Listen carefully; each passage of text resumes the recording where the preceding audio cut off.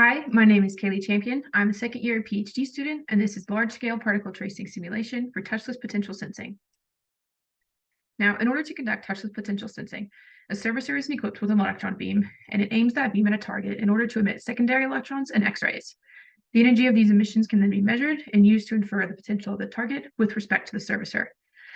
More recently, it's been proposed to implement a UV laser on the servicer in order to emit photoelectrons. And again, the energy of these emissions are measured and used to infer the potential of the target with respect to the servicer.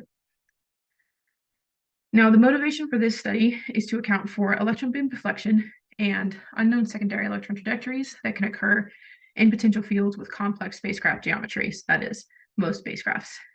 So in a non-zero electric potential field, the electron beam is susceptible to the field properties, and it may become deflected and hit an area of the target that it was not intended to hit, or it may not hit the target at all.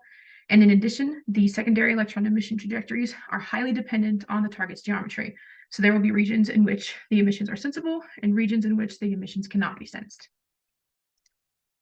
Now, in order to account for this, numerical modeling must be conducted, and for our case, SIMION is implemented.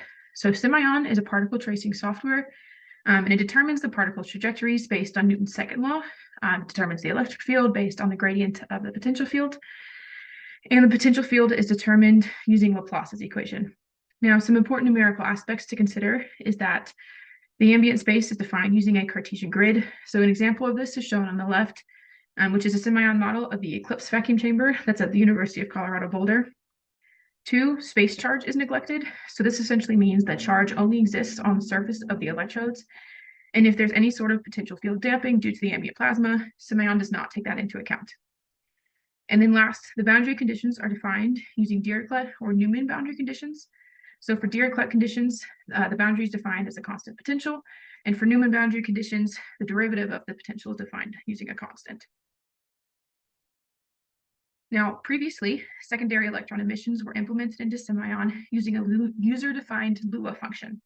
And the physics of secondary electron emissions are just quickly reviewed here.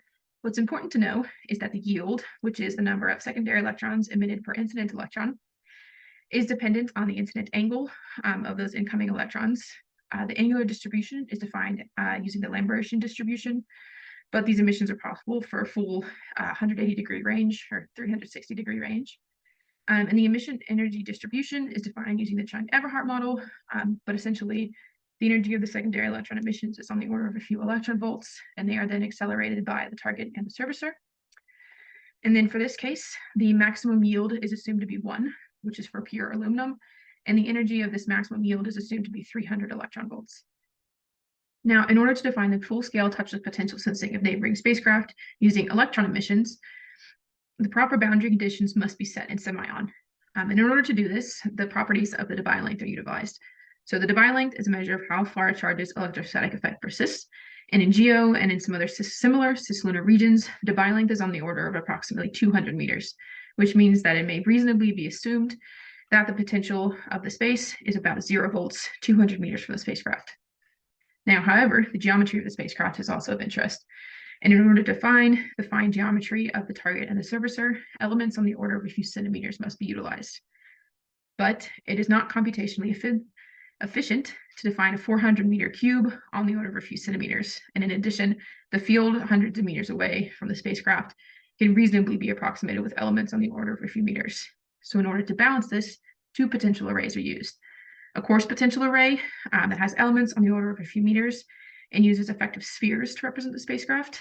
So an effective sphere essentially has a radius such that the capacitance of the sphere is equal to the self-capacitance of the spacecraft. And for this case, the radii are approximately 4 meters, and then a fine PA. And so this is a potential array that's smaller and has elements on the order of a few centimeters and allows us to define the fine geometry of the spacecraft. Now, in order to implement these 2 potential arrays into SIMION, another custom Lua library must be used. And it's important to note that all the potential arrays must be present for the entire computation time in SIMION. So in order to work around this, the fine potential array is first loaded into the coarse potential array such that the servicer and the target are in the same position as their effective spheres, which is shown in that image. Once this is done, the potential field inside the coarse PA is solved, and the potentials at the location of the boundary conditions of the fine PA are set as Dirichlet conditions within that fine PA. Then the effective spheres are moved out of the way such that they're not in the fine PA computation space.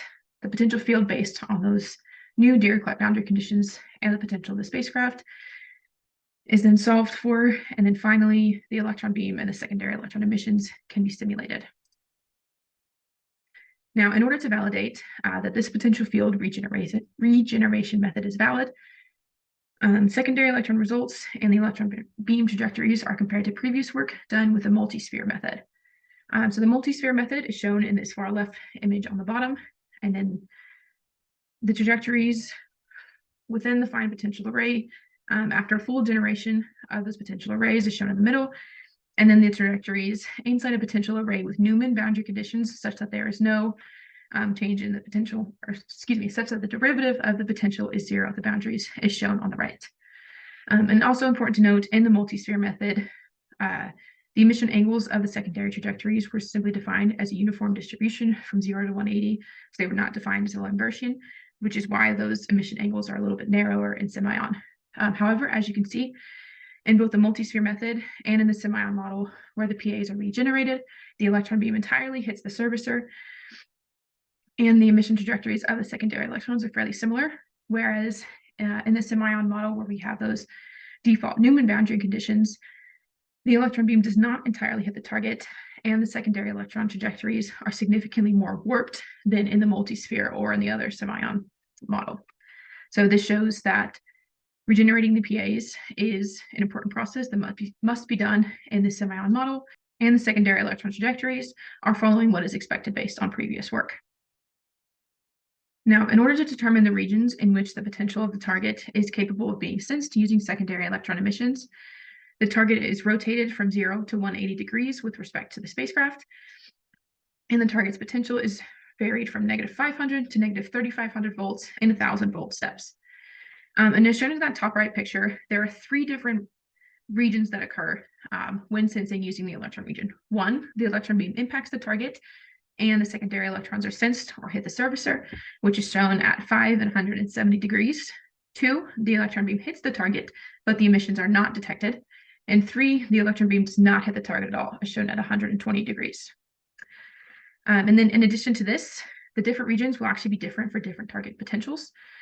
So this bottom image here shows the electron beam and secondary electron trajectories for a constant target angle of 120 degrees with respect to the surfacer.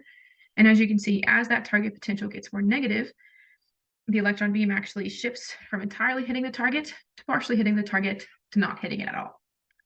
So this just emphasizes the importance of the geometry of the problem and of the potentials on the target and surfacer. Now, this bottom left image shows a full characterization of the angles at which the target is detectable, and each line represents a different target potential. So what you can see in this graph is that the closer we are to an incident angle, so that is 0 or 180 degrees, the more likely we are to detect secondary electron emissions from the target. And then in addition, as the potential of the target becomes more negative or higher in magnitude, there are actually more secondary electron emissions. And this is because we're using a 5,000 electron volt beam. So as that target potential becomes more negative, the effective energy of the beam, or the energy at which the beam hits the target, becomes lower or approaches 300 electron volts. And then last, there's actually an asymmetry for the angles at which the target is detectable. And this is due to the slight shift of 0.5 meter of the solar panels from the center of the main body. And so the picture on the bottom right shows an example of the impact of that shift, where the picture on the left and the right are both 45 degrees from a normal incidence angle, or 0 and 180 degrees. But as you can see, there are significantly different electron beam and secondary electron emission trajectories. All right, so in conclusion, electron emissions and the electron beam trajectories are highly dependent on the system geometry and on the ambient potential field. And in order to fully characterize this, a full-scale advanced particle tracing framework is introduced in semi-on to study these sensing scenarios. Future work will be to include representative UV laser particles and photo emissions in the model, and then to use that model to develop a control algorithm such that a surfacer can determine regions in which it can sense secondary electron emissions from a target in situ.